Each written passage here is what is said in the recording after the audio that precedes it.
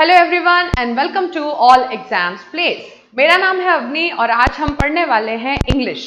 जैसा कि आप सबको पता है कि इंडिया में जितनी भी वनडे एग्जाम्स होती हैं, ठीक है, उसमें सब में इंग्लिश का बहुत इंपॉर्टेंट रोल होता है। और क्योंकि हम बहुत सारे जो स्टेट्स होते हैं हमारे यहाँ वो हिंदी स्पीकिंग स्टेट्स होते हैं, तो इंग्लिश में कहीं ना कहीं थोड़ा सा प्रॉब्लम होता है लोगों को, बच्चों को, स्टूडेंट्स को क्या करने में, क्वेश्चन सॉल्विंग में, या थोड़ी सी हिचक रह जाती है।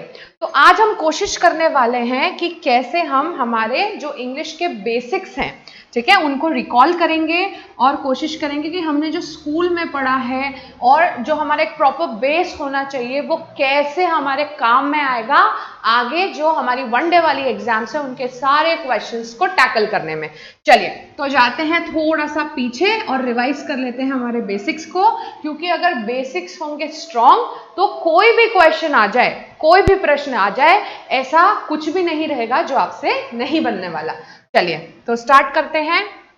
सबसे पहले ओके, तो आपने ये शब्द सुना होगा, सबने स्कूल में पढ़ा है, सब्जेक्ट और ऑब्जेक्ट। यस, ठीक है, सबने स्कूल में पढ़ा हुआ है, सुना हुआ है, सब्जेक्ट क्या होता है, ऑब्जेक्ट क्या होता है। हिंदी में अगर मैं बोलूं तो एक शब्द में इसको कहा जाता है कर्ता। ठीक है, आप सबको पता होगा हिंदी में क्या बोलते हैं सब्जेक्ट को, कर्ता। ओके, तो अब जाते हैं इसकी परिभाषा पे, अब जाते हैं इसकी डेफिनेशन पे, क्या डेफिनेशन होती है। तो याद रखिए बेटा, इसकी हमेशा दो डेफिनेशंस होती हैं, एक चीज पे आप कभी डिपेंडेंट नहीं हो सकते। इसकी डेफिनेशन होती है डूअर ऑफ एक्शन, मतलब कि कार्य को करने वाला, है ना। या फिर कई बार ऐसी भी स्थितियां आएंगी जब आपके वाक्य में हो सकता है कोई कार्य दिया ही ना हो सकता है किसी की क्वालिटी बता दी हो, तब क्या करेंगे, कोई दिक्कत नहीं है। तब हमारे पास एक और ऑप्शन है कि हम इसको पहचानने के लिए हमारी दूसरी डेफिनेशन का प्रयोग कर सकते हैं, जो कि है वो topic which is mentioned in the sentence, वह टॉपिक जो वाक्य में मेंशन किया हुआ है। चलिए देखते हैं कैसे हम वाक्यों में आइडेंटिफाई कर सकते हैं कि कौन है हमारा कर्ता। चलिए देखते हैं पहला sentence, he studies every day। ध्यान दीजिए क्या लिखा हुआ है, he studies every day। यहाँ पे जो कार्य करने वाला व्यक्ति है, ठीक है, जो व्यक्ति कार्य कर रहा है, जो स्टडी कर रहा है, वो कौन है, he। भले ही एक सर्वनाम है, भले ही एक प्रोनाउन है, फिर भी ये कार्य करने वाला व्यक्ति है, जिस कारण इस स्थिति में ये कहलाएगा इस सेंटेंस का, इस वाक्य का सब्जेक्ट। ठीक है, yes, I think it is clear कि एक चीज हमारी साफ हो गई कि जो डूअर ऑफ एक्शन होता है वो होता है सब्जेक्ट। चलिए अब देखते हैं सेकंड वाला सेंटेंस। अब आइडेंटिफाई कोशिश करते हैं करने की कि सेकंड वाले सेंटेंस में यहाँ पे हमारा सब्जेक्ट का काम कौन कर रहा है। चलिए देखें, the finance minister presents the budget में एक चीज का आपको थोड़ा सा यहाँ पे एक ध्यान देना मतलब थोड़ा सा मैं चाहूंगी कि आप सब ध्यान दें। तो बहुत सारे बच्चे कुछ वर्ड्स होते हैं इंग्लिश के जिनको मिस प्रोनाउंस करते हैं। हम जब आए हैं इंग्लिश पढ़ने तो हमारी कोशिश ये रहेगी कि कोई भी शब्द को हम मिस प्रोनाउंस नहीं करेंगे। तो ये बेटा फाइनेंस नहीं होता है, इट्स ऑलवेज कॉल्ड फिनेंस। आपने सुना होगा लोग बोलते हैं अरे वो तो MBA कर रहा है, काय में कर रहा है, फाइनेंस में कर रहा है। नहीं नहीं, वो फिनेंस में MBA कर रहा है। ठीक है, चलिए देखें, the finance minister presents the budget. चलो सबको पता तो चली गया है कि कार्य करने वाला कौन है, कार्य करने वाला है द फिनेंस मिनिस्टर। एक जो थोड़ी सी ध्यान देने वाली बात वो ये है कि बच्चे ये तो बता देते हैं कि कार्य करने वाला कौन है, लेकिन आर्टिकल छोड़ देते हैं। सब्जेक्ट हमेशा आर्टिकल के साथ बोलेंगे हम, है ना। तो मैं कहूंगी इस पूरे वाक्य का जो हमारा सब्जेक्ट है, जो हमारा कर्ता है, वो है द फिनेंस मिनिस्टर। चलिए उसी हिसाब से अब जाते हैं हम नेक्स्ट वाले वाक्य पे। क्या लिखा हुआ है, थोड़ा सा लेवल बढ़ाया है, आप देख रहे हैं। हम कोशिश करेंगे कि हम easy to moderate, moderate to difficult, तीनों लेवल पे जब जाकर बात करेंगे तब हम हर प्रकार के, हर लेवल के प्रश्न कर पाएंगे। तो पहले वाला वाक्य आपका थोड़ा सा इजी लेवल का था, सेकेंड वाले में हमने थोड़ा सा लेवल बढ़ाया। चलिए थर्ड वाला देखते हैं, the youth of today are technologically equipped. क्या लिखा हुआ है, the youth of today are technologically equipped, मतलब आज का जो यूथ है वो टेक्नोलॉजी को अच्छे से जानता है। यहाँ पे कार्य करने वाला व्यक्ति कौन है? अगर आप देखेंगे तो यहाँ पे ये पूरा जो फ्रेज है द यूथ ऑफ टुडे, वैसे तो ये पूरा का पूरा आपका कहलाएगा सब्जेक्ट, लेकिन इसमें से मैं कोर जो चीज निकालूं सब्जेक्ट की तो वो कहला सकती है क्या? The youth. चलिए, तो मुझे समझ में आ गया है तीनों वाक्यों में कौन है हमारा सब्जेक्ट, देखें ध्यान से, ही, द फिनेंस मिनिस्टर, और थर्ड वाला जो सेंटेंस है हमारा वहां पे क्लियरली मेंशन है कि जो हमारा द यूथ लिखा हुआ है ये बेटा आपका कहलाएगा यहाँ पे सब्जेक्ट, है ना। चलिए, तो आई होप डेफिनेशन क्लियर हो गई होगी। एक फटाफट क्विक रिवीजन कर लेते हैं। डूअर ऑफ एक्शन या फिर वो टॉपिक जिसके बारे में बात की जा रही है। चलो अब जाते हैं आगे, और एक और ऑब्वियस सी जो चीज है जो हमने बहुत स्कूल में पढ़ी है, ठीक है, तो जोड़ी में ही आते हैं, इनफैक्ट सब्जेक्ट और ऑब्जेक्ट साथ में बताए जाते हैं। अब याद करिए वो स्कूल के वक्त को, तो टीचर सीधे सीधे सिखा देती थी कि भाई एक छोटा सा वाक्य रहेगा, जो पहले नंबर पे है उसको सब्जेक्ट मान लो, जो आखिरी नंबर पे है उसको ऑब्जेक्ट मान लो। नहीं नहीं, ऐसा नहीं करना है, ठीक है। अब क्योंकि हम बहुत बड़े लेवल पे, ऑल इंडिया लेवल पे जाके एग्जाम फेस करने वाले हैं, तो वो स्कूल की जो डेफिनेशंस हैं उनको थोड़ा सा अपडेट करेंगे। चलिए, तो जैसे हमने सब्जेक्ट की दो परिभाषाएं सीखी थी, अब हम सीखने वाले हैं ऑब्जेक्ट का क्या मतलब होता है। तो ऑब्जेक्ट का मतलब होता है anything which is acted upon, कोई भी वो चीज, कोई भी वो पर्सन, कोई भी वो प्लेस जिस पर कार्य किया जाएगा, ठीक है। ध्यान रखिए, कार्य करने वाला हमेशा सब्जेक्ट कहलाएगा, है ना, और जिस पर भी कार्य होगा वो क्या कहलाएगा? हमारा ऑब्जेक्ट। तो ये अगर बातें समझ में आ गई तो इजी से इजी और टफ से टफ क्वेश्चन को भी हम टैकल कर सकते हैं। अच्छा, एक छोटी सी बात, क्यों जरूरी है, क्यों हम इतना बेसिक्स पे ध्यान दे रहे हैं? अगर कल को कोई ऐसा एरर आ जाए या सेंटेंस इंप्रूवमेंट का क्वेश्चन आ जाए जहां पे हमें ये मालूम होना जरूरी है कि सेंटेंस का मेन सब्जेक्ट है क्या, तब हमें ये प्रॉब्लम नहीं होनी चाहिए कि सब्जेक्ट ही नहीं पहचान पा रहे, राइट। चलिए, तो देखिए जो सेकंड नंबर का क्वेश्चन है, जो फर्स्ट नंबर का हमारा जो सेंटेंस है उसमें क्या लिखा हुआ है, ध्यान दीजिए। Ram likes to play football. एक काम जो अभी हम करने वाले हैं, क्योंकि हम प्रीवियस अभी थोड़ी देर पहले सेगमेंट में ही पढ़ चुके हैं कि सब्जेक्ट क्या होता है ना, तो यहाँ पे कार्य करने वाला कौन है? राम। ये कहलाएगा इस वाक्य का, इस सेंटेंस का सब्जेक्ट। ओके, तो मुझे तो सब्जेक्ट पता चल गया। अब सोचिए कार्य किस पे हो रहा है, तो ऑब्वियसली यहाँ पे जो फुटबॉल रहेगा वो आपका क्या कहलाएगा? ऑब्जेक्ट। अगर बेसिक्स क्लियर है, परिभाषाएं साफ अच्छे से मालूम है, तो सारी चीजें बनेगी। वापस से एक वाक्य हुआ है रिपीट। आपने ये तो बिल्कुल बता दिया था कि जो द फिनेंस मिनिस्टर है ये है हमारा सब्जेक्ट। ओके, चलो ठीक है भाई, लेकिन इस सेंटेंस में आगे अगर मैं बात करूं तो ऑब्जेक्ट क्या होगा? तो पूरा वाक्य पढ़िए। The finance minister presents the budget. जिस चीज पर कार्य हो रहा है वो आर्टिकल सहित वापस से बोलना है, भले ही सब्जेक्ट हो या ऑब्जेक्ट हो, हमेशा आर्टिकल सहित बात करेंगे। अ लगा हो तो अ लगाएं, एन लगा है तो एन लगाएं, और द लगा हो तो आपको द भी लगाना पड़ेगा।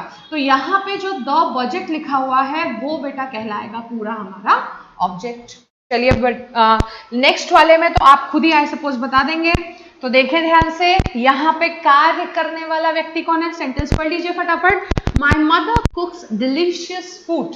माय मदर, जो व्यक्ति कार्य कर रहा है, सब्जेक्ट।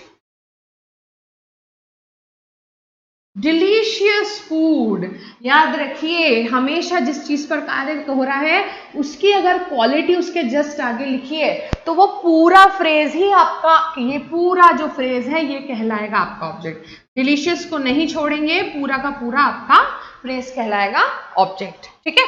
चलो, एक छोटी सी बात मैं और बताना चाहूंगी, जो एक्शन बताने वाले वर्ड्स होते हैं, ठीक है, ध्यान दीजिए, जैसे कि लाइक्स, जैसे कि प्रेजेंट्स, जैसे कि कुक्स, ये सारे कहलाते हैं क्रिया। क्रिया का क्या मतलब होता है? वर्ब। आगे जाके हम उसकी भी डेफिनेशन का पूरा अच्छे से हम उसको एनालाइज करेंगे। चलिए, तो दो बातें हमारी क्लियर हो गई हैं, दो चीजें हमारी बहुत अच्छे से कोरली हमको बात समझ में आ गई है। सब्जेक्ट क्या होता है और ऑब्जेक्ट क्या होता है। चलो अब देखते हैं नेक्स्ट। अब हमने दो डेफिनेशन तो अच्छे से सीख ली, तो आइए कोशिश करते हैं अब एक चीज ट्राई करने की।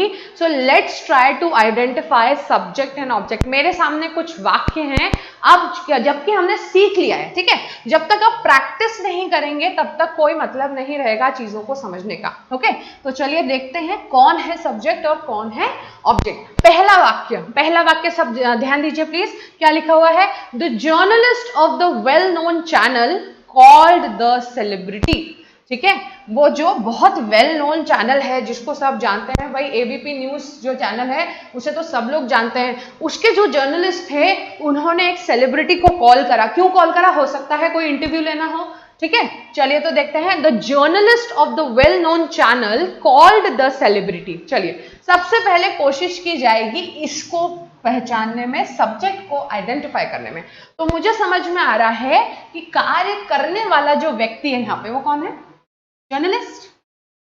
क्योंकि इसमें आर्टिकल अटैच्ड है तो हमारा पूरा जो सेंटेंस है उसका सब्जेक्ट कौन हो जाएगा? The journalist. तो मैं कहूंगी इस पर्टिकुलर सेंटेंस का जो सब्जेक्ट है वो कौन है? जर्नलिस्ट, राइट, है ना। चलिए अब आगे देखते हैं। एक काम करते हैं, इसी वाक्य में कोशिश करते हैं ऑब्जेक्ट भी हम आइडेंटिफाई कर लें। तो चलिए कोशिश रहेगी कि ऑब्जेक्ट भी आइडेंटिफाई करें। तो एक डेफिनेशन, एक परिभाषा आपको मैंने समझाई थी कि जिस पर कार्य होता है वो कौन कहलाता है? आपका ऑब्जेक्ट। तो मुझे ये समझ में आ रहा है कि the journalist of the well known channel is called the celebrity. जिस पर कार्य किया गया है वो आपका क्या कहलाएगा? ऑब्जेक्ट। तो क्योंकि यहाँ सेलिब्रिटी की बात हो रही थी और द उसके साथ अटैच्ड है तो मुझे ऑब्जेक्ट यहाँ पे मिल चुका है। चलिए सेकेंड सेंटेंस देखें ध्यान से। Covid has impacted India adversely. सबसे पहले मैं दो अच्छे वर्ड्स हैं यहाँ पे, चलिए उनका मतलब समझ लेते हैं, साथ में हमारी वोकैबुलरी भी एनहांस हो जाएगी। तो इम्पैक्ट करने का अर्थ होता है असर करना। ठीक है, उसके शब्द मुझे बहुत इम्पैक्ट कर गए, मतलब हम मेरे मन पे असर कर गए। ठीक है, कोई आपका जो इंस्पिरेशन है उसने आपको कोई बात कही तो उसकी बातों का आप पे बहुत ज्यादा इम्पैक्ट पड़ता है। चलिए एडवर्स का मतलब होता है बुरे सेंस में। तो कोविड ने इंडिया को बहुत ही बुरे तरीके से असर किया है, बहुत ज्यादा प्रॉब्लम्स क्रिएट किए। तो एक बात समझ में आ गई कि adversely is a negative word students. Alright, चलिए तो देखते हैं यहाँ पे कार्य करने वाला कौन? कोविड-19। ये हो गया कौन? सब्जेक्ट। कोई आर्टिकल नहीं है साथ में तो कोई दिक्कत वाली बात ही नहीं। आगे देखते हैं इम्पैक्ट किस पर डाला। देखो अब वो जो एक मेंटालिटी बचपन से थॉट प्रोसेस डेवलप हो जाता है कि पहले नंबर पे लिखा हुआ जो वर्ड है that is your subject and the lastly return word, last में लिखा हुआ वर्ड ऑब्जेक्ट होता है। तो नहीं, एडवर्सली यहाँ पे एडवर्ब का कार्य कर रहा है, ये ऑब्जेक्ट नहीं है। मैंने जानबूझ के यहाँ पे लास्ट में आपका एडवर्ब डाला हुआ है ताकि आपको ये बात क्लियरली समझ में आ जाए। जिस पर कार्य हुआ वो ही आपका ऑब्जेक्ट कहलाएगा। यस, ठीक है, तो ध्यान दें एडवर्सली हमारा सिर्फ एडवर्ब है, वो जो हमारा ऑब्जेक्ट है वो कौन है? इंडिया।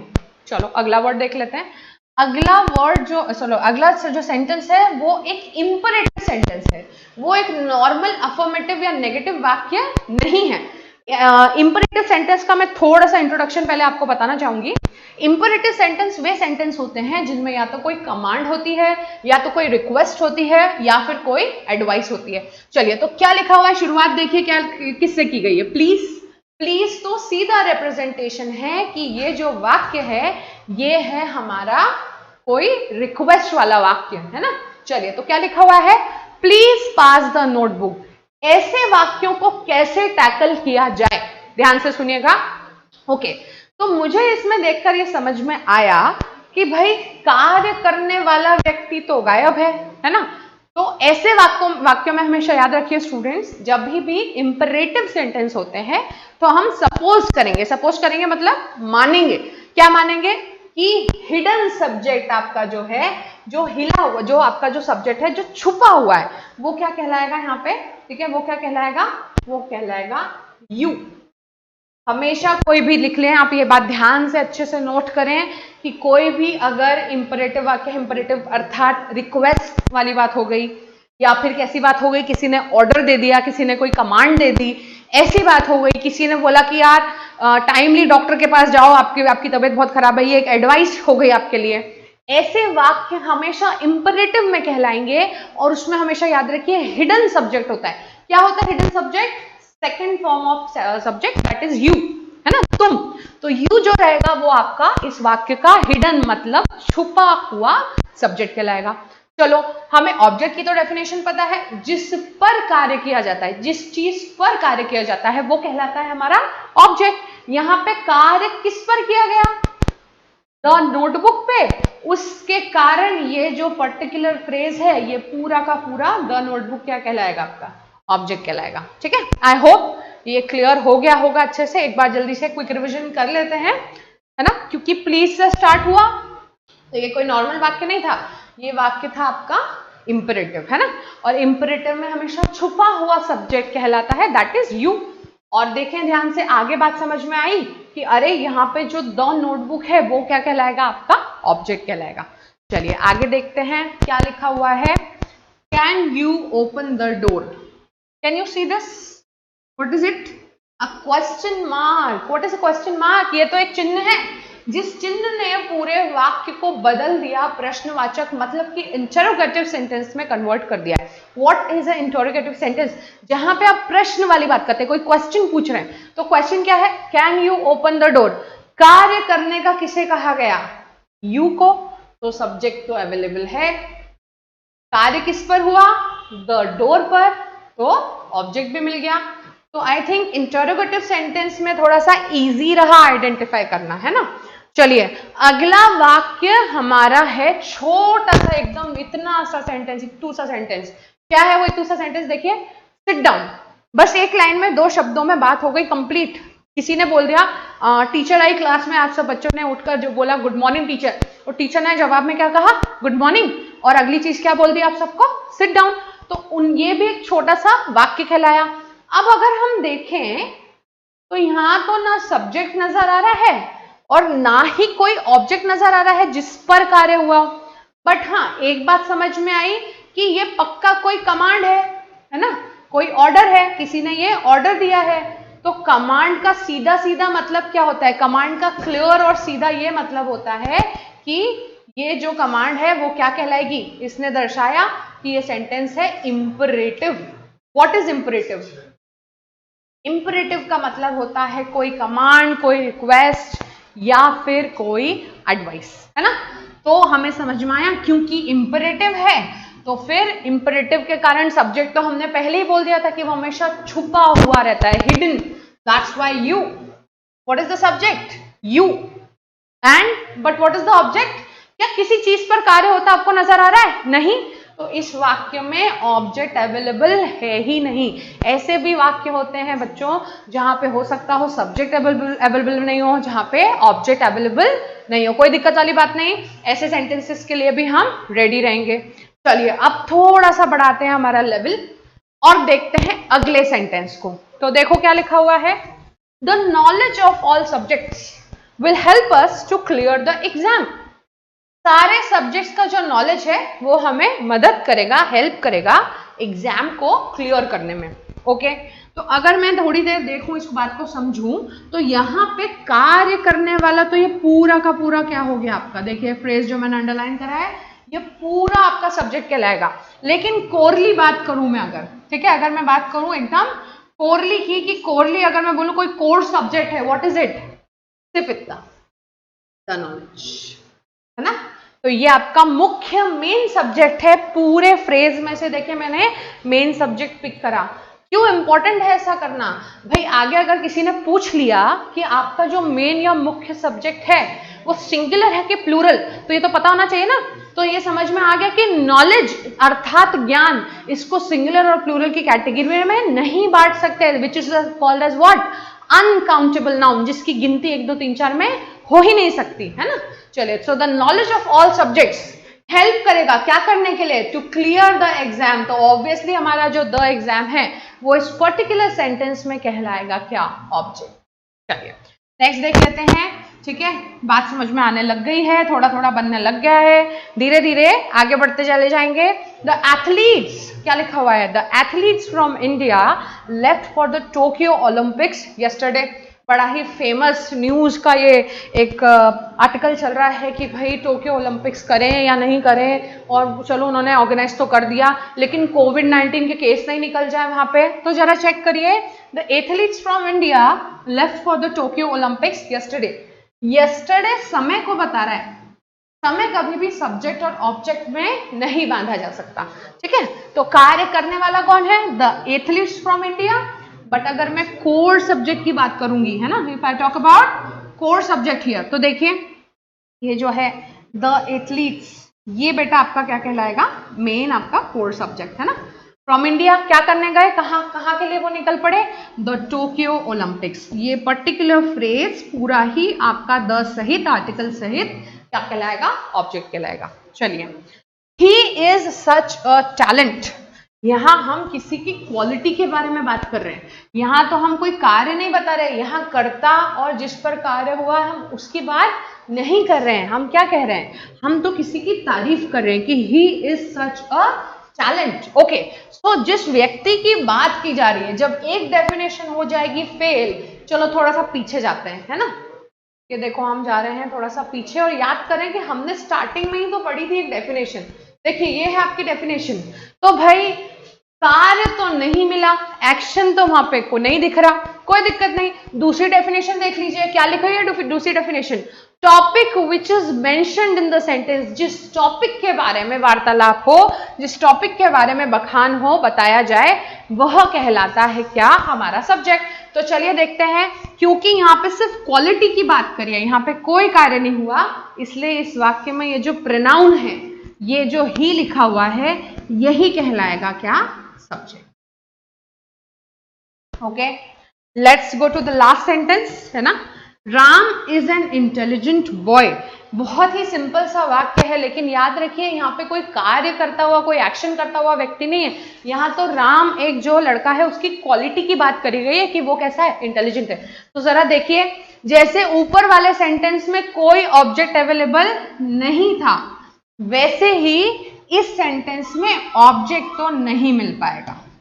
एक बात पक्की हो गई, ऑब्जेक्ट तो नहीं मिलेगा, कोई दिक्कत नहीं है, हम सिर्फ सब्जेक्ट ढूंढ लेंगे। तो देखिए जरा, सिर्फ एक ही व्यक्ति की बात हो रही है, एक ही टॉपिक जिसके बारे में बखान किया जा रहा है, बताया जा रहा है, that is Ram. So in this particular sentence your subject will be Ram. I hope आपको काफी क्लैरिटी आई होगी सब्जेक्ट और ऑब्जेक्ट चुनने में। ये क्यों हेल्पफुल है? आगे जाके आप एक चैप्टर पढ़ने वाले हैं, सब्जेक्ट वर्ब एग्रीमेंट, जिसका तो नाम में ही सब्जेक्ट है। अगर सब्जेक्ट आइडेंटिफाई करना सीख जाते हैं तो वो चैप्टर आपके लिए बहुत ज्यादा इजी हो जाएगा। चलिए, तो हमने फर्स्ट सेगमेंट में क्या देखा, एक बार फटाफट क्विक रिवीजन चलिए देख लेते हैं। हमने देखा कि कैसे सब्जेक्ट को पहचानेंगे, कैसे ऑब्जेक्ट को पहचानेंगे, और फिर प्रैक्टिस करी कुछ सेंटेंसेस की। ओके, अब जाते हैं आगे। तो अब जा रहे हैं थोड़ा सा वापस पीछे, जो स्कूल में पढ़ा है उनको करेंगे अपडेट, है ना। जो स्कूल में डेफिनेशंस पढ़ी हैं, ओके, तो क्या होता था कि प्राइमरी जो फर्स्ट स्टैंडर्ड होती थी, वहां से लेके पूरा 12th स्टैंडर्ड तक जब भी कोई पूछता था कि भाई बताइए नाउन क्या होता है, नाउन की डेफिनेशन बताइए, तो फट से मुंह से निकलती थी एक ही बात, noun is the name of place, person और थिंग। तो कितनी चीजें बोली? प्लेस कहा, ठीक है, पर्सन कह दिया, ठीक है, और थिंग बोल दिया, ठीक है, लेकिन इनमें कुछ चीजें तो मिस हो गई। भाई आपने तो सिर्फ पर्सन कहा, लेकिन मैं इंडिया के नेशनल एनिमल की बात करूं, टाइगर, ना ये प्लेस है, ना ये कोई पर्सन है, और ना ही ये कोई थिंग है, फिर भी तो ये नाउन है। तो फिर ये वाली डेफिनेशन कैसी हो गई? ये वाली डेफिनेशन तो फेल हो गई। चलो इंडिया के नेशनल बर्ड की बात कर लूं, peacock. So when I talk about peacock, it's not a place, it's not a person, it's not a thing, but still that is the noun. In that case your definition again fails. तो वो जो definition हमने सदियों पहले सीखी थी, छोटे थे तब प्राइमरी में, स्कूल में टीचर फटाफट सिखा देती थी, अब उस डेफिनेशन को अपडेट करने का वक्त आ चुका है। उस डेफिनेशन के बेस पे अब आगे काम नहीं चल सकता। तो आइए देखते हैं नई डेफिनेशन, अपडेटेड डेफिनेशन नाउन की। नाउन क्या होता है? नाउन होते हैं आइडेंटिफायर्स, ठीक है। आइडेंटिटी शब्द सुना होगा ना, आईडी कार्ड दिखाओ भाई, कहीं पे भी जाते हैं बोलते हैं चलो आईडी कार्ड दिखाओ अपना। पहचान पत्र मतलब जिस भी चीज की पहचान है वह संज्ञा हो सकता है, वह नाउन हो सकता है। बेसिकली 5 चीजों की हम बोल सकते हैं कि पहचान हो सकती है। कौन कौन सी चीजें, तो हम याद करिए जो बेसिक वाली डेफिनेशन थी उसमें हम एक ही चीज बोलते थे, पर्सन। तो पर्सन नहीं बोलते हुए चलो थोड़ा करते हैं इस बात को अपडेट और उसकी जगह कहते हैं कि लिविंग बीइंग्स। जैसे ही आप लिविंग बीइंग्स कहेंगे तो देखिए इसमें एनिमल्स भी आ गए, इसमें बर्ड्स भी आ गए, इसमें सारे व्यक्ति भी आ गए, ठीक है। आई होप ये आपको क्लैरिटी आ गई होगी। ओके, तो हमने देखा था कि हम पर्सन नहीं बोलते हैं, हम अगर लिविंग बीइंग बोल देते हैं तो उसमें हमारा थोड़ा फायदा रहेगा। यहाँ पे एनिमल्स भी आ जाएंगे, यहाँ पे बर्ड्स भी आ जाएंगे, हम यहाँ सारे व्यक्तियों की बात भी कर सकते हैं। नेक्स्ट चीज जो हम देखते हैं, तो हम बोलते थे पुरानी वाली डेफिनेशन में कि थिंग्स का अर्थ होता है सिर्फ वस्तुएं। वैसा ना बोल करके ये थोड़ा सा अपग्रेड कर दें हम, और उसकी जगह अगर हम नॉन लिविंग बीइंग्स बोले तो हमारी डेफिनेशन थोड़ी सी अपडेटेड हो जाती है। कैसे, वो मैं आपको बताती हूँ। अगर अच्छा याद करिए स्कूल के टाइम पे ना जो हमारे उदाहरण होते थे, जैसे जब भी कहा जाता था कि भाई संज्ञा की परिभाषा बताइए या नाउन को डिफाइन करिए, और सिर्फ बोलते थे कि आप एग्जाम्पल्स बता दीजिए, तो आप याद करिए डेफिनेशन के जो एग्जाम्पल्स होते थे वो भी इनफैक्ट सारी ही क्लास में सेम। जब भी कहा जाता था कि नाउन के एग्जाम्पल बताओ तो सिर्फ राम श्याम सीता गीता 4 लोग, ठीक है। या फिर हम बोलते थे प्लेसेस तो सिर्फ आगरा, मुंबई और दिल्ली। नहीं, अब हम करेंगे थोड़ा सा चीजों को अपग्रेड, तो हम नॉन लिविंग थिंग्स में सिर्फ आजू बाजू की फैन, बोर्ड, चौक, इनके अलावा भी बात करेंगे। चलिए किसी ने कह दिया स्काई, ये वस्तु नहीं है लेकिन फिर भी कहलाएगा क्या, नॉन लिविंग बीइंग तो कहलाएगा ना, जिस कारण से स्काई भी क्वालिफाई कर जाता है नाउन बनने के लिए। यस, ठीक है। हमने कह दिया Jupiter, that's the name of a planet. वो भले ही वस्तु नहीं है ना, वो भले ही कोई वस्तु नहीं है, कोई थिंग नहीं है, लेकिन हम उसे नॉन लिविंग बीइंग में तो कैलकुलेट कर सकते हैं, जिस कारण जुपिटर भी किसका एग्जाम्पल हो सकता है, नाउन का एग्जाम्पल हो सकता है। चलिए आगे देखते हैं तीसरी चीज क्या लिखी हुई है। 2 चीजें हमने डिस्कस कर ली, तो लिविंग बीइंग्स में सारे लोग आ गए, बर्ड्स आ गए, एनिमल्स आ गए, सब लोग जो कि जीवित है सबके नाम आ गए। और आगे क्या लिखा हुआ है, नॉन लिविंग बीइंग्स, तो थिंग्स नहीं बोलते हुए हमने थोड़ा सा किया अपग्रेड। ओके चलो और एग्जांपल्स देखें, और नेक्स्ट चीज क्या बोली है यहाँ पे देखते हैं ध्यान से। तो हमने नेक्स्ट चीज देखी है कि प्लेसेस। ओके, तो जब प्लेसेस के उदाहरणों की बात आती है, एग्जाम्पल्स की बात आती है, तो हम सिर्फ न्यू दिल्ली, हम सिर्फ मुंबई, हम सिर्फ कुछ शहरों के नाम नहीं लिखेंगे। चलो थोड़ा सा डेफिनेशन को करते हैं अपडेट। तो भोपाल नाम की जगह पे है एक मॉल जिसका नाम है डीबी मॉल। क्या वो भी एक प्लेस है? हाँ, वो एक जगह का नाम है, जिस कारण ये भी क्वालिफाई कर सकता है नाउन बनने के लिए। यस, इंदौर में बहुत फेमस स्क्वायर है Bhanwarkuan square. I right the name here, so I right it Bhanwarkuan square. क्या ये एक प्लेस है? बिल्कुल, ये एक जगह का, एक प्लेस का नाम है, जिस कारण ये भी क्वालिफाई कर रहा है नाउन बनने के लिए।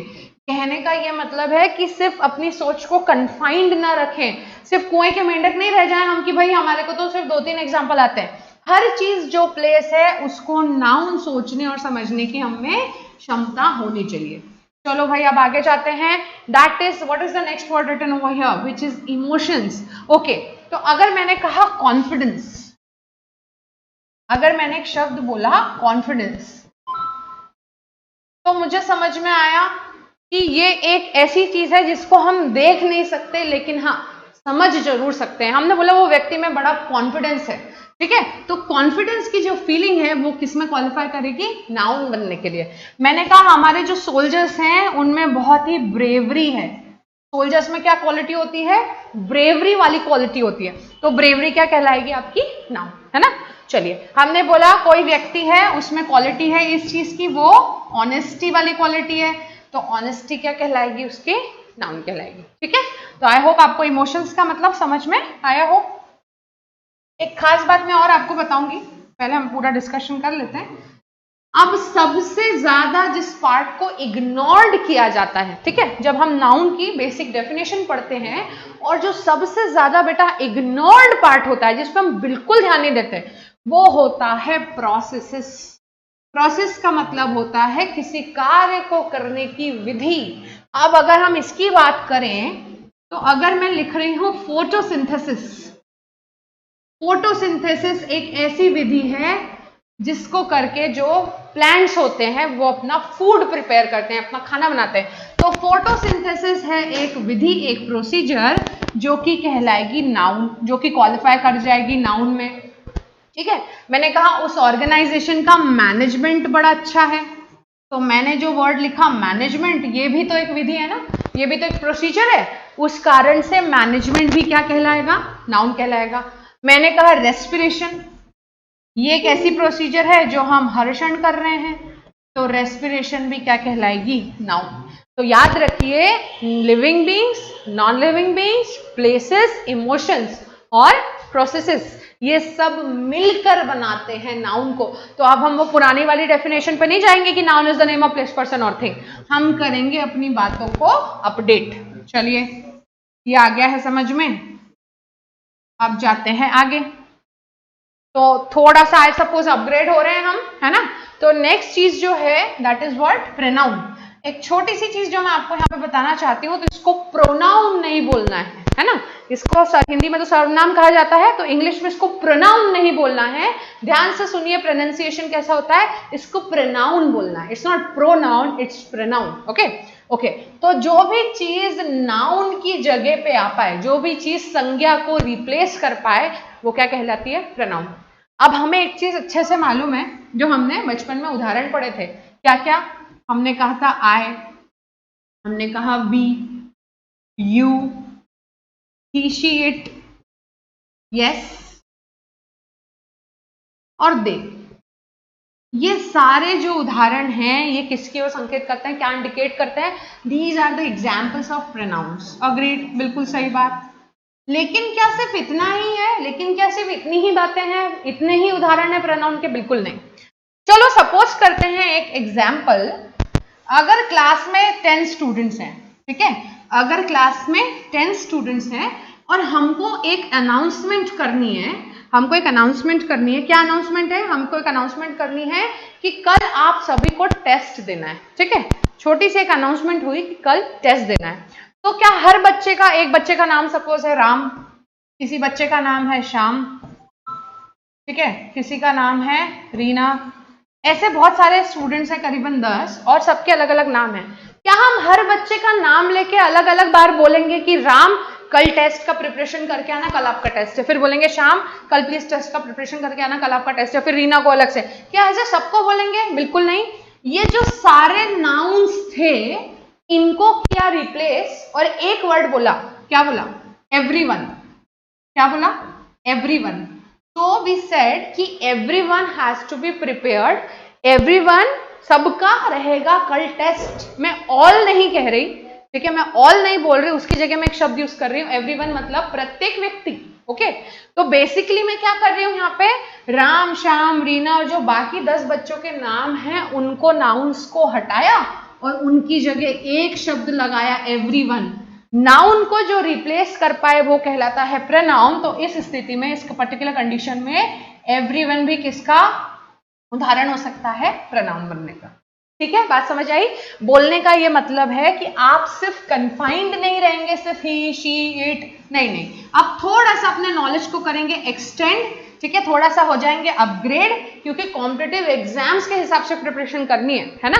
अगर वही पुरानी डेफिनेशंस के बेस पे बात करने लग जाएंगे तो थोड़ा सा नॉलेज क्या हो जाएगा, हमारा कन्फाइंड हो जाएगा। तो उस हिसाब से देखिए, नए एग्जाम्पल्स देखिए, एवरीवन हो गया, नो वन हो गया, है ना, उसके बाद देखिए एनीथिंग, ये सब चीजें क्वालिफाई कर जाती हैं, ये भी एग्जाम्पल्स उदाहरण हो सकती हैं प्रोनाउन होने के।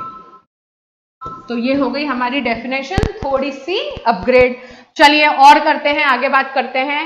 तो हिंदी में एडजेक्टिव्स को फिर से प्रोनाउंसिएशन एक बार सुनेंगे, एडजेक्टिव नहीं होता, उसको जल्दी से फटाफट बोलेंगे एडजेक्टिव्स। ठीक है, क्या बोलेंगे, एडजेक्टिव्स। ओके, सो एडजेक्टिव्स जो होते हैं जिनको कहा जाता है क्वालिफायर्स, भी दो चीजों की बताता है क्वालिटी। किस चीज की बताता है, सिर्फ नाउन की ही नहीं, प्रोनाउंस की भी क्वालिटी बताने का करता है काम। ओके, तो मैंने एक एग्जाम्पल लिखा, मैंने एक छोटा सा एग्जाम्पल लिखा, मैंने कहा इंडिया, ठीक है, क्या लिखा मैंने, इंडिया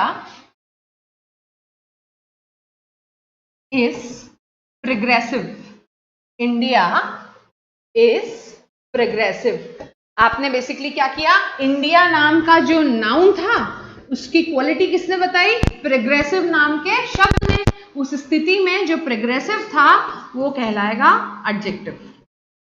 ठीक है, अगला उदाहरण देख लेते हैं, है ना, अगला उदाहरण देख लेते हैं। ये तो हमने नाउन की क्वालिटी बताई। चलिए, हमने कहा he is lazy, he is lazy. यहां पे देखिए ये जो ही लिखा हुआ है यह है प्रोनाउन, और प्रोनाउन की क्वालिटी बताने का काम कौन कर रहा है, लेजी। तो इस स्थिति में लेजी जो आपका हो जाएगा that is your adjective. Yes, ठीक है, चलिए देखते हैं और आगे के एग्जांपल्स। मैंने कहा एक उदाहरण, मैंने बोला द आरबीआई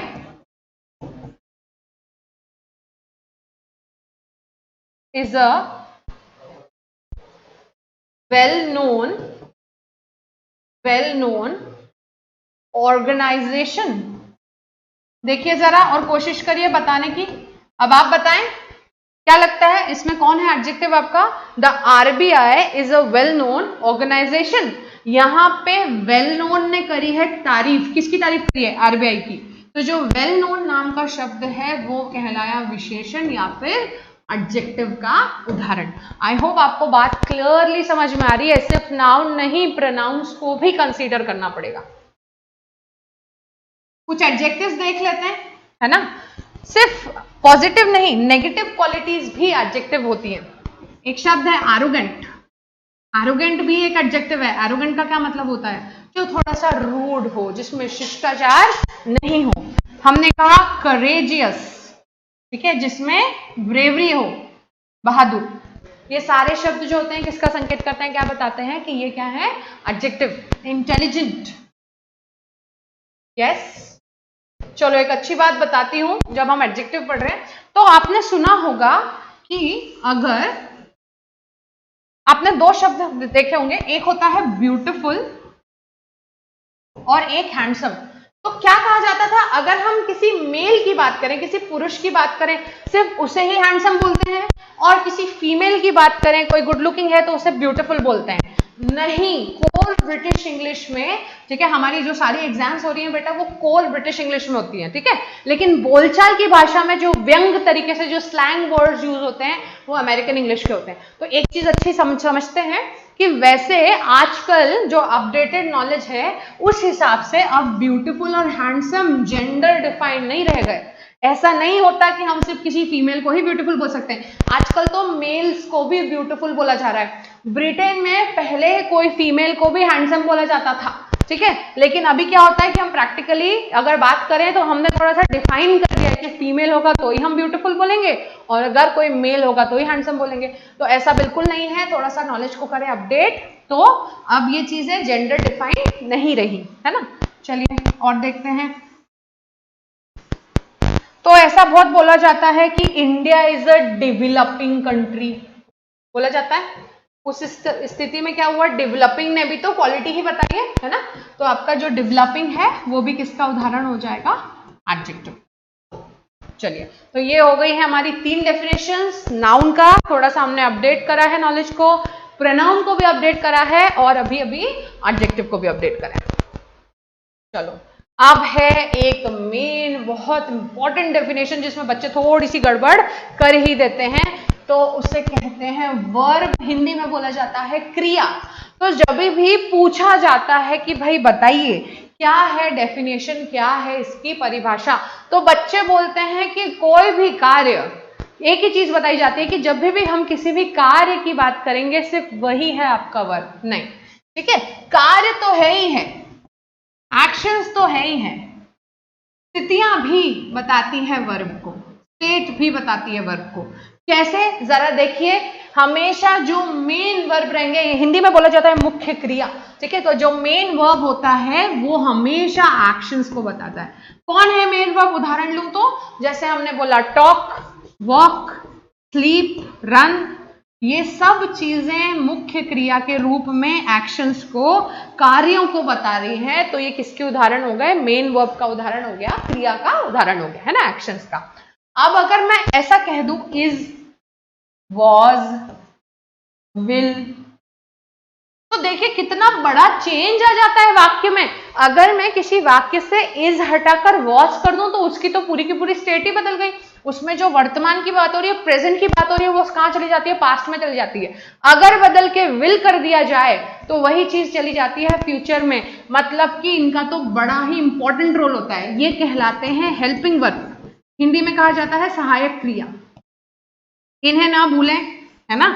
अगर आप वर्ब को डिफाइन कर रहे हैं तो जितनी वैल्यू इनकी है उससे ज्यादा वैल्यू शायद इनकी भी होगी, राइट। ठीक है, तो हमारी डेफिनेशन फिर से हुई अपग्रेड। हमने नाउन की भी अपग्रेडेड डेफिनेशन देखी है, हमने प्रोनाउन की भी अपग्रेडेड थोड़ी सी डेफिनेशन देखी, हमने ये भी देखा कि एडजेक्टिव क्या क्या कर सकता है, और वर्ब को भी सिर्फ एक नहीं 2 तरीके से डिफाइन करेंगे। ओके, तो अब जाते हैं नेक्स्ट सेगमेंट पे, जो कि है सबसे ज्यादा बच्चों को परेशान कर देने वाला सेगमेंट। बच्चे इतना पूछते हैं मैडम वर्ड्स कैसे याद करें, वोकैब कैसे पढ़ें, वोकैबुलरी क्या बोलते हैं बच्चे, वोकैबुलरी कैसे पढ़ें। तो बोला जाता है कि रोज 2-2, 3-3 वर्ड्स याद कर लें। क्या ठीक है, कर तो लीजिए, लेकिन कितने दिन याद रहेंगे, आप भूल ही जाएंगे, राइट। ठीक है, तो उसको याद करने के लिए एक अच्छा तरीका है ना, का नाम है क्या? Word root method. तो सबको इस शब्द का मतलब तो मालूम है, रूट मतलब जड़। अगर शब्दों की रूट्स मतलब जड़ें समझ ली जाएं तो उनको थोड़ा सा तोड़ मड़ोड़ के समझना हो जाता है आसान। देखिए आपको 2-3 चीजें करनी पड़ेंगी, है ना, जिससे आप ये जो है वर्ड रूट जो है वो हेल्पफुल रहेंगे। तो मैं आपको 2-3 तरीके बताना चाहूंगी इस सेगमेंट में, जो आपको हेल्प करेंगे अपने इंग्लिश की वोकैबुलरी सुधारने में। भाई आप एसएससी का, व्यापम का, किसी भी चीज का आप एग्जाम देने गए, आपको बनता तो सब है, लेकिन आप अटकते कहाँ हैं? जहां पे आपको कोई वर्ड का मीनिंग नहीं समझ में आता है वहां आप अटक जाते हैं, है ना। तो अब हमें ये नहीं करना है, हमारी कोशिश ये रहेगी कि जब हम ये पूरा कोर्स करके निकले तो हमारी वोकैबुलरी भी एनहांस हो। सिर्फ ग्रामर ही नहीं, वोकैबुलरी भी आपकी अच्छी होना चाहिए। सबसे पहले अपनी रीडिंग हैबिट्स पे ध्यान दीजिए, ठीक है, अपनी रीडिंग हैबिट्स या फिर रीडिंग स्किल्स। तो बच्चे ना क्या कोशिश है, जो गलती करते हैं मैं उस पर डिस्कशन करना चाहूंगी। बच्चे सीधे बड़े बड़े न्यूज़पेपर पढ़ना स्टार्ट कर देते हैं। अगर आज आप जाके सीधे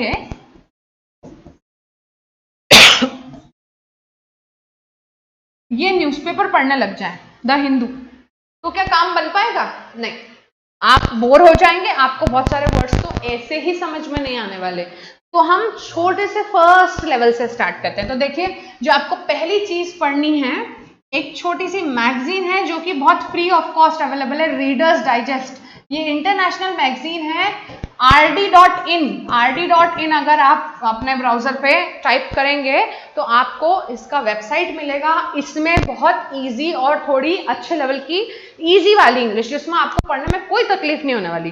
तो आप सीधे the Hindu, times of India, बड़े बड़े न्यूज़पेपर एकदम से टारगेट ना करें, पहले छोटा स्टेप लीजिए, ठीक है। तो आपने रीडर्स डाइजेस्ट से स्टार्ट करा, रोज एक आर्टिकल पढ़ा, है ना, रोज एक आर्टिकल पढ़ा। और मोबाइल में पढ़ेंगे तो और अच्छी बात, क्योंकि मोबाइल में एक फैसिलिटी है, आप अगर आपके वर्ड को क्या कर लेंगे, अगर आप आपके वर्ड को क्या कर लेंगे, हाईलाइट। चलिए, तो बड़े स्टेप्स ना लें, एकदम से द हिंदू पे टारगेट ना करें, पहले आप छोटी मैगजीन्स के आर्टिकल पढ़िए। और मोबाइल में पढ़ेंगे तो एक फैसिलिटी रहेगी कि कहीं पे भी अटके तो फटाफट उस पे वर्ड पे क्लिक करा और वैसे ही खुल जाएगी आपकी गूगल डिक्शनरी, वहीं के वहीं पता चल जाएगा मीनिंग, राइट। तो हम चाहते हैं कि आपकी वोकैबुलरी भी सुधरे। तो जो पहली स्टेप है कि एक एक आर्टिकल से स्टार्ट करिए। पहले 15 डेज हमको सिर्फ एक काम करना है कि रोज सिर्फ एक आर्टिकल पढ़ना है, 5-10 मिनट में आराम से हो जाता है, ठीक है। चलिए, सेकंड स्टेप क्या करनी है, अब जो शब्द सीखे हैं, है ना, रीडिंग स्किल्स तो हो गई भाई, लेकिन जैसे जैसे शब्द को पढ़ेंगे तो उन्हें भूलना नहीं है, उन्हें लिखते जाएं। एक छोटी सी कॉपी बना लो और अपनी वोकैबुलरी लिखते चलो, उससे बहुत फायदा होगा। तो सेकंड जो चीज आपको करनी है कि वोकैबुलरी को थोड़ा सा एक कॉपी में अपने हिसाब से लिखते जाइए। जरूरी नहीं बड़ी बड़ी परिभाषाएं लिखें, बिल्कुल नहीं, आप छोटा सा वर्ड अपने हिसाब से उसका डिफाइन कर सकते हो, वहां पे आप लिख सकते हो, ठीक है। अब देखते हैं तीसरी चीज। तो थोड़े से शॉर्ट मेथड या फिर थोड़ा सा इजी स्टेप्स क्या हो सकते हैं अगर वोकैबुलरी इंक्रीज करनी है तो मैं जो आज आपको मेथड बताने वाली हूं वो है आपकी तीसरी स्टेप, जो कि है वर्ड रूट मेथड। अगर शब्दों की जड़ों को समझ लें तो बहुत सारी चीजें हो जाएंगी आसान। चलो एक उदाहरण के तौर से करते हैं स्टार्ट और फिर जाएंगे आज के वर्ड रूट पे, ठीक है। रोज ही हम एक वर्ड रूट जरूर पढ़ेंगे ताकि अपनी वोकैबुलरी क्या हो जाएगी, इंक्रीज हो जाएगी। जैसे एक वर्ड रूट होता है पैक्शन। क्या वर्ड रूट होता है, पैक्शन। तो पैक्शन है वर्ड रूट मतलब कि जड़, जिसका अर्थ होता है इंस्पेक्शन करना या किसी चीज को एग्जामिन करना। आपने ये शब्द अच्छे से सुना होगा, एग्जामिन करने का अर्थ होता है जांच पड़ताल करना। अब ये बात आ गई मुझे समझ में कि इसका मतलब हो गया है जांच पड़ताल करना। तो चलो देखें, जो आपने सबसे ज्यादा सुना हुआ वर्ड है ना वो ये है इंस्पेक्शन। सुना है सबने? आ रहा है इसमें आपका वर्ड रूट अवेलेबल है, देखो चेक करो। यस, तो देखो आपका वर्ड रूट यहाँ पे अवेलेबल हो गया पैक्शन। तो इंस्पेक्शन का अर्थ भी तो यही होता है जांच पड़ताल करना। अरे वो टीम आने वाली है, कॉलेज में इंस्पेक्शन होने वाला है, जल्दी जल्दी सब चीजों को सुधार लीजिए, थोड़ा पेंट वगैरह करवा लीजिए, क्लासों को सिस्टमैटिक कर लीजिए, अपने सारे रिकॉर्ड्स रेडी रखिए। तो दैट इज इंस्पेक्शन। एक और शब्द सीखते हैं, है ना, चलिए एक और शब्द सीखते हैं। एक शब्द होता है इंट्रोस्पेक्शन। जब भी इंग्लिश का कोई वर्ड नहीं बनेगा तो बिल्कुल घबराएंगे नहीं, इसको करेंगे ब्रेक, इसको करेंगे दो पार्ट्स में डिवाइड। तो चलो मैंने क्या करा, मैंने काम करा, मैंने इंट्रो कर लिया अलग, ये वाला हिस्सा अलग हो गया, और पैक्शन मैंने अलग कर दिया। तो पैक्शन का तो मतलब हमने अभी अभी सीखा ना, जांच पड़ताल करना। ओके, कभी किसी को बोला गया कि चलो अपना इंट्रोडक्शन दो? रैगिंग होती है कॉलेज में, बोला जाता है चलो चलो, सीनियर आके बोलता है चलो इंट्रोडक्शन दो। जब व्यक्ति बोलता है कि चलिए आप अपना इंट्रोडक्शन दीजिए, इंटरव्यू में जाते हैं, वहां पे पूछा जाता है इंट्रोडक्शन बताइए अपना, तो आप स्वयं के बारे में, खुद के बारे में बताना चालू कर देते हैं। सो बेसिकली इंट्रो का मतलब होता है स्वयं, मतलब कि खुद। चलिए अब मेरे जो वर्ड था वहां पे, तो उसमें मैंने उसको दो पार्ट्स में डिवाइड कर लिया था। इंट्रो का मतलब होता है स्वयं और पैक्शन का मतलब होता है एग्जामिन करना। स्वयं के एक्शंस को, खुद के एक्शंस को, सेल्फ के एक्शन को एनालाइज करना, एग्जामिन करना, इस पूरी प्रक्रिया को बोला जाता है इंट्रोस्पेक्शन। तो बेसिकली मैंने क्या करा, एक बड़े इंग्लिश के वर्ड को डिवाइड कर लिया और फिर उन टुकड़ों का मतलब जान लिया और फिर उस वर्ड को समझ लिया। चलो एक और वर्ड देख लेते हैं इस पे से, that is retrospection. Okay, same procedure अपनाने वाले हैं। क्या करने वाले हैं, हम इस वर्ड को करेंगे डिवाइड। तो चलो करें डिवाइड। रेट्रो निकला अलग, पैक्शन निकला अलग। पैक्शन का मतलब तो पहले से ही मालूम था, क्या मालूम हुआ, एग्जामिन करना, ठीक है भाई, जांच पड़ताल करना। अब रेट्रो का मतलब अगर पता चल जाएगा तो आपका पूरा वर्ड हो जाएगा एकदम ही आसान। तो पता है आपको, रेट्रो पार्टीज होती है। रेट्रो पार्टीज में सब क्या करते हैं, पुराने जो हीरो हीरोइन है वैसे ड्रेसअप होके जाते हैं। कोई बेल बॉटम पैंट पहन के जाता है जैसे अमिताभ बच्चन पहनता था, कोई हेयर स्टाइल करके जाता है पुरानी हीरोइंस जैसे। तो जैसे वो लोग रेडी होते थे वैसे काम करना। मतलब कि रेट्रो का अर्थ होता है पास्ट, पास्ट मतलब पुराना। तो रेट्रो का अर्थ हुआ पास्ट और पैक्शन का क्या अर्थ हुआ, एग्जामिन करना। अपने खुद के पास्ट को एनालाइज करना, एग्जामिन करना, अपनी गलतियां समझना, ठीक है, कुछ अच्छी बातें देखना, इस चीज को, इस प्रोसीजर को बोला जाता है रेट्रोस्पेक्शन। तो देखिए आपने एक प्रोसीजर सीखी। जब भी इंग्लिश का कोई टफ वर्ड रहेगा तो बिल्कुल भी नहीं घबराएंगे। क्या करेंगे, एक छोटी सी चीज करना है हमें बस, ठीक है, एक छोटी सी चीज करेंगे जो कि है क्या, उस वर्ड को टुकड़ों में डिवाइड कर लेंगे, तोड़ लेंगे, है ना। और जैसे ही शब्द को तोड़ेंगे उसके बाद हमें उसका मीनिंग अच्छे से समझ में आ जाएगा। तो ये था आपका वर्ड रूट। तो ये था आपका आज का फर्स्ट लेक्चर। क्या क्या पढ़ा हमने जल्दी से देख लेते हैं एक बार। तो हमने आज पूरे हमारे इंग्लिश के बेसिक्स क्लियर करे हैं। सब्जेक्ट पढ़ा है, ऑब्जेक्ट पढ़ा है, नाउन की डेफिनेशन अपग्रेड करी है, प्रोनाउन देखा है, एडजेक्टिव देखा है, और कुछ वर्ड रूट्स देखे हैं कि कैसे हमारी वोकैबुलरी एनहांस हो सकती है। That is all for today. Thank you so much.